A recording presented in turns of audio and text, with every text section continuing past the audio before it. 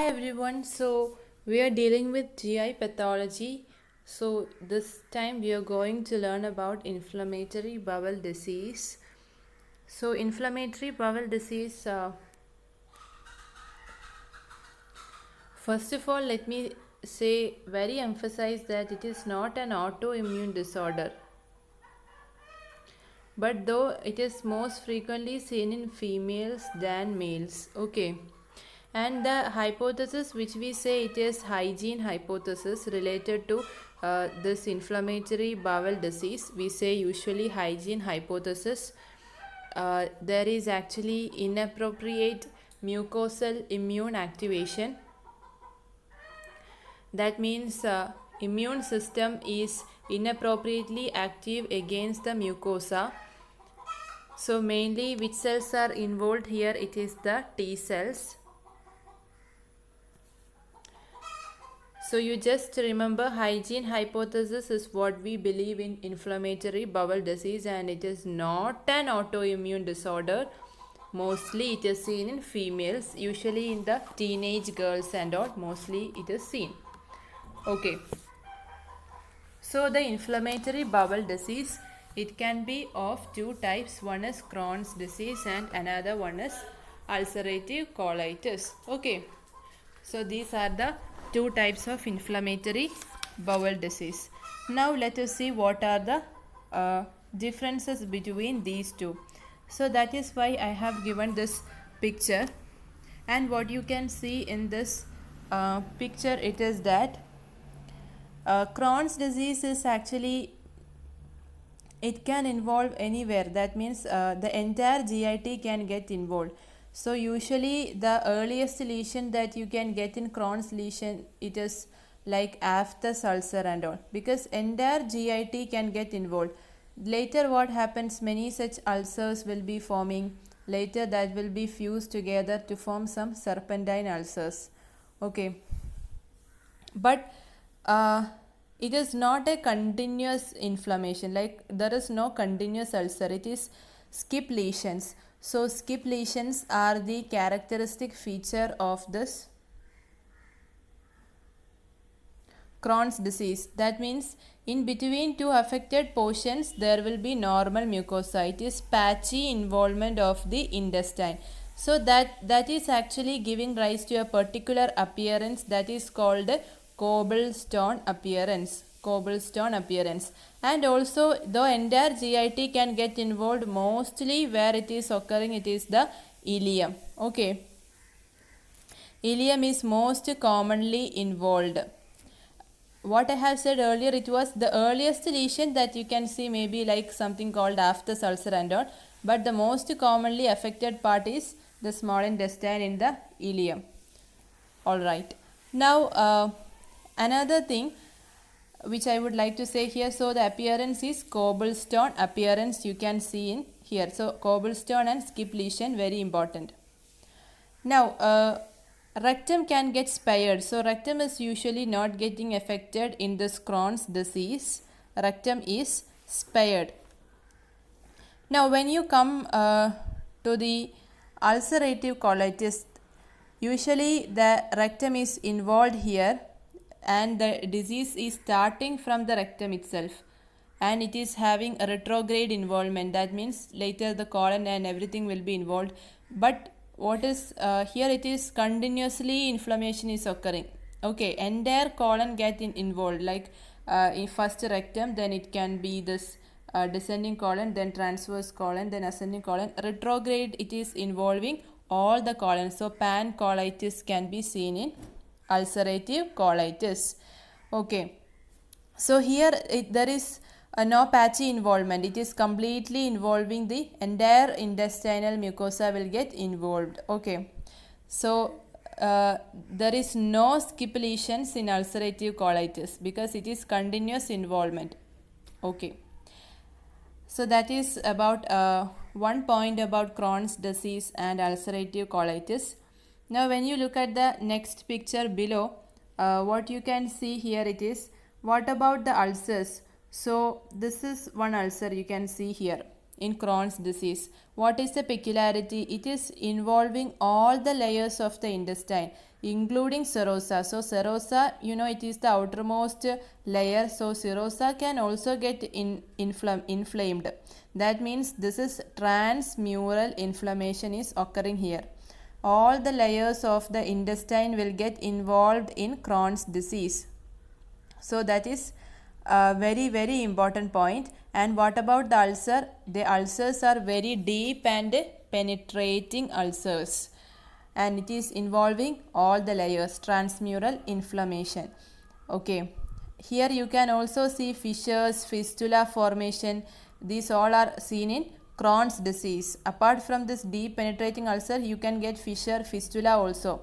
So most common fistula seen is perianal fistula. Now creeping fat is also seen in Crohn's disease. Okay, in the ulcerative colitis, this is the ulcer. So what is the peculiarity of this ulcer? It is almost flat or broad and superficial ulcers. It is not that much deep. So that can involve mucosa and submucosa. Okay, not all the layers, very rarely other layers and all, muscularis or serosa and all, very rarely getting involved. Usually they involve only mucosa and submucosa. So and the ulcers, they are almost broad superficial ulcers. Okay, and when you see there is something called a pseudo polyp. So sometimes by looking at this image you may get confused whether this is having patchy involvement, because ulcers are only in between, isn't it? But this is actually the involvement in ulcerative colitis. It is a continuous involvement. Entire intestine, it is will be involved completely. But what happens? The ulcers, we know it is almost superficial ulcers. Then some of the mucosa will get again regenerated, and that is actually projecting like this. Elevated portion, so that is why we call it as pseudo polyps. So that is actually the regenerated portions. Okay, so do not get confused. There is continuous involvement, though here we can see pseudo polyps are seen because of the regeneration of this mucosa. Okay, now one more point, that is we have said in Crohn's disease it is cobblestone appearance because of the patchy involvement. And when it comes to ulcerative colitis, it is completely involving, continuous involvement, including the rectum. It is actually starting from the rectum. So that is giving a lead pipe appearance. So cobblestone appearance is in Crohn's disease and lead pipe appearance is in ulcerative colitis.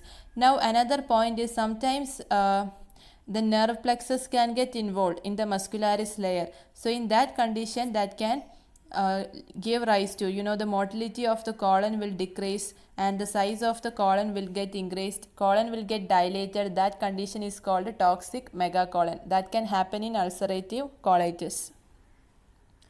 Ulcerative colitis, you can get toxic megacolon can happen. Okay.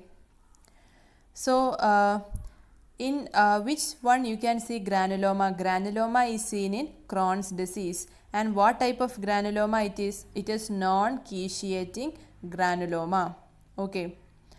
So Crohn's disease, skip lesion, non-quiesceting granuloma, these all are the features of Crohn's disease. Lead pipe appearance, pseudo polyp, these all are the important points of ulcerative colitis.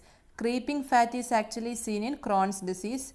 Crypt abscess is seen in ulcerative colitis. Now when you actually go with the genetics and all, so in Crohn's disease mostly it is associated with Crohn's disease is mostly associated with HLA-DR1.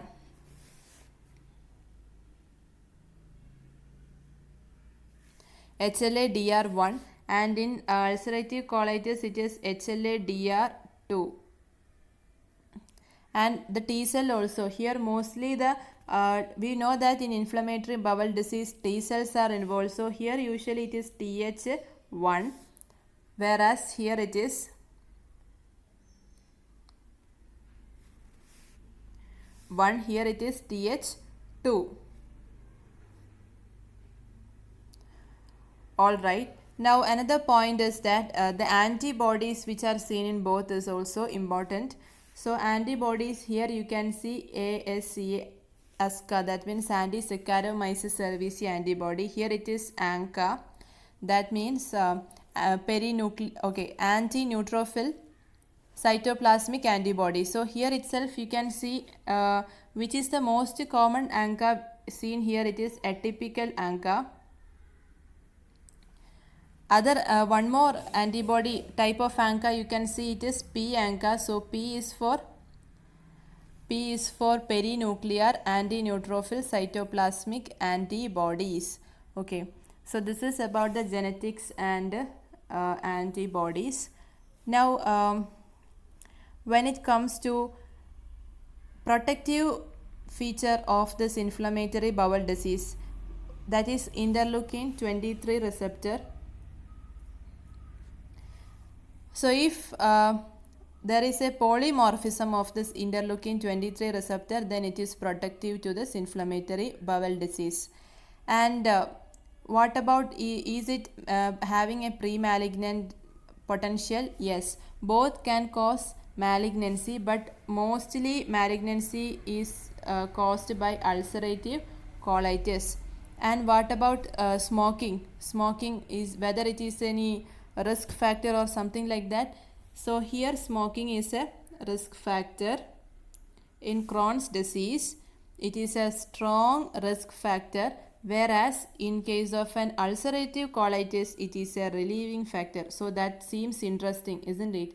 But that can give you confusion in statements and all. So smoking can, it is said that smoking can relieve the symptoms of ulcerative colitis. So how will the patient be presenting to us clinically? Presentation, how will it will be?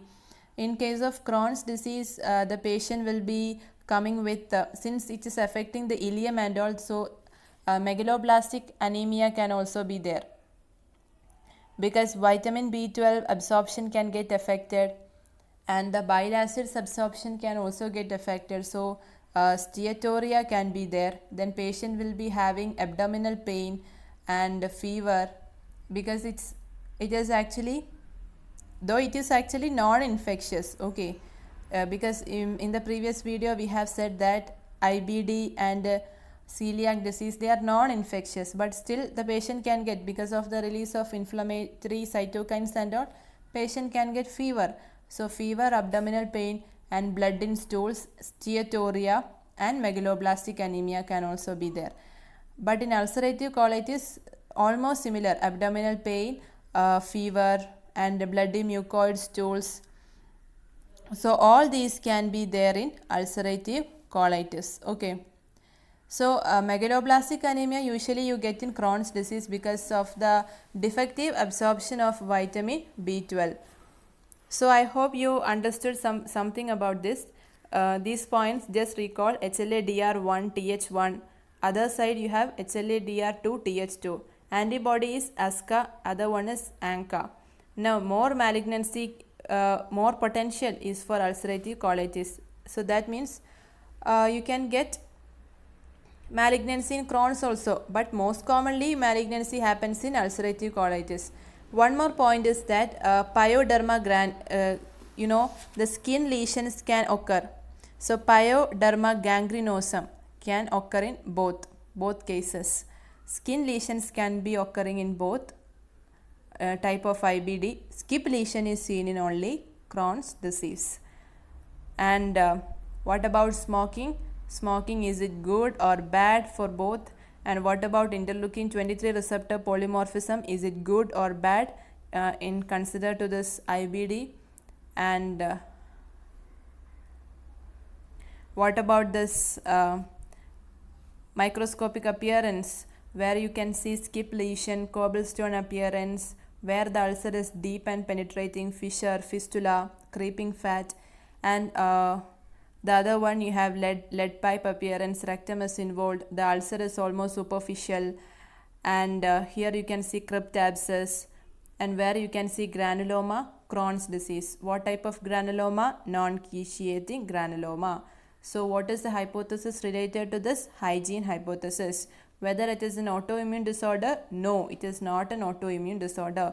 Which gender is more affected? Females, especially teenage girls are more commonly affected. So I hope this was clear. Thank you.